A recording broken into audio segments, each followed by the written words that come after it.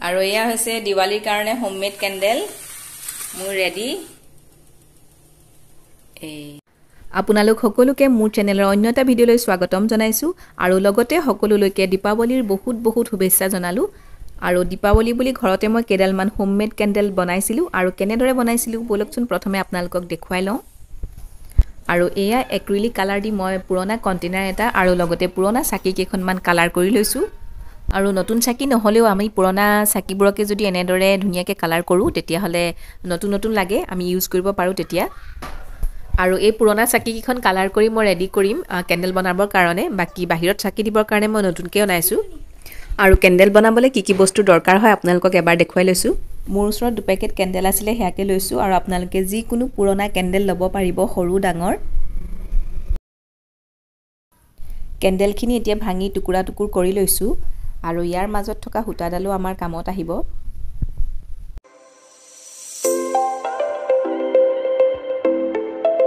আৰু বাকি ইয়া লৈছো কেটুকুৰামান ভঙা চিঙা ক্ৰেয়নছৰ পেন্সিল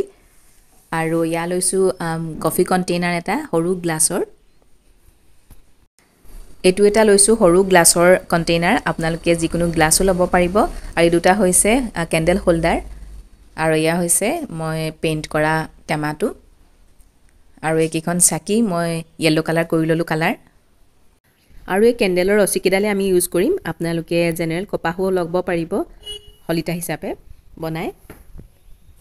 আৰু ইয়া মই লৈ লৈছো বেলেগ বেলেগ ফ্লেভাৰৰ এসেনশিয়াল অইল আৰু খুব ধুনিয়া এৰোমা এটা ওলাই থাকিব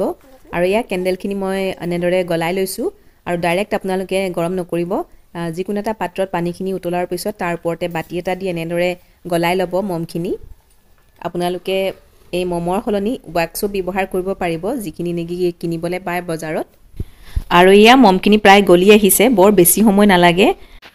আৰু এতিয়া ইয়াতে ইয়েলো কালাৰ ক্ৰেয়নছৰ টুকুৰা কেটা দি দিছো মই যেটো কালাৰ কেন্ডেল বনাম আপোনালোকে যিকোনো কালাৰ ইউজ কৰিব পাৰে নাইবা ফুড কালাৰও ব্যৱহাৰ কৰিব পাৰিব আৰু এতিয়া ক্ৰেয়নছখিনিও লাহে লাহে গলিবলৈ আৰম্ভ কৰিছে এতিয়া ইয়াতে দিছো এসেনশিয়াল অইল কেটুপালমান গেছৰ পৰা নমাই এতিয়া লাহে লাহে মই দি গৈছো আৰু মই যেহেতু দুটা লেয়াৰত বনাম সেই কাৰণে অলপ অলপ দিম প্ৰথমে আৰু এই লেয়াৰটো যেতিয়া হুকাই আহিব তেতিয়া মই সেকেন্ডটো লেয়াৰ দিম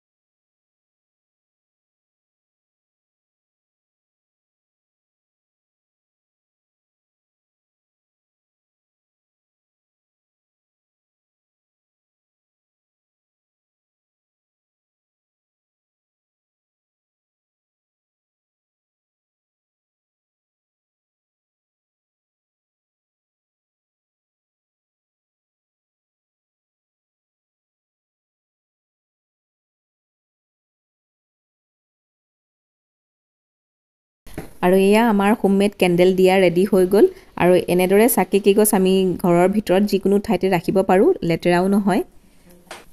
অন্যহাতে আমাৰ গ্লাছৰ কন্টেইনাৰৰ কেন্ডেলো ৰেডি হৈ গল এনেদৰে আমি মাল্টি কালাৰত বনাব পাৰো ঘৰতে কেন্ডেল নিজৰ পছন্দ অনুযায়ী এতিয়া মই বনাবলৈ লৈছো ৱাটাৰ দিয়া তাৰ কাৰণে লৈছো নৰমেল পানী ইয়া আৰু ইয়াত লৈছো কালাৰ যিকোনো কালাৰ আপোনালোকে ইউজ কৰিব পাৰে অকনমান দিলেই হ'ল এতিয়া মিক্স কৰি দিছো কালাৰৰ লগত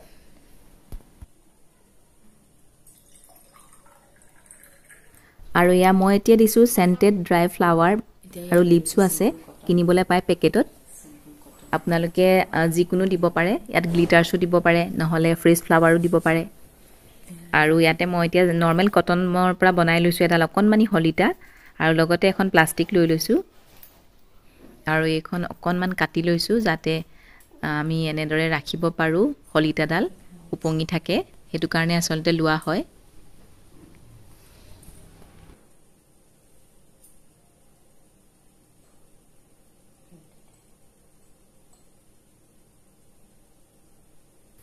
আৰু ইয়াতে মই তেল ব্যৱহাৰ কৰিছিলোঁ 1 চামুচ ঘৰত খাবলৈ লোৱা যিকোনো তেল ল'ব পাৰিব ভিডিওটো কাট খাই গ'ল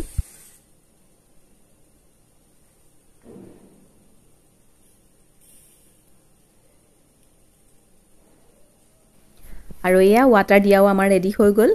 এতিয়া দিৱালীৰ কাৰণে হোমমেড কেন্ডেল ৰেডি আৰু এয়া হৈছে দিৱালীৰ কাৰণে হোমমেড কেন্ডেল মোৰ ready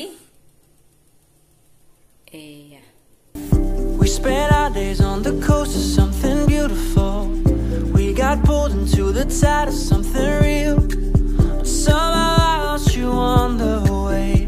I assumed you left me behind. দিৱালীৰ কাৰণে মোৰ হোমমেড কেন্ডেল ৰেডি আৰু এতিয়া বাকিখিনি যোগাৰ কৰিলো আৰু দোকানৰ পৰাও কেন্ডেলৰ পেকেট এটা আনিছিলো এতিয়া আপোনালোকক দেখুৱাও কেনে ধৰণৰ বাকি আৰু অলপ কেন্ডেল আনিছিলো ইয়াৰ কিনি আনিছিলো মটকা ষ্টাইলৰ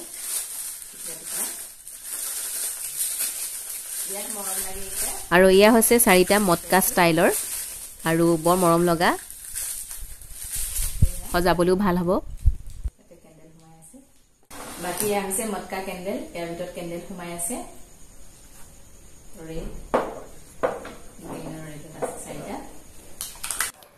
আৰু এইটো হৈছে অকনমানি সিৰামিক হোল্ডাৰত আছে সেইটো পিছত মই যেটো সজাব পাৰিম সেই কাৰণে আনিলো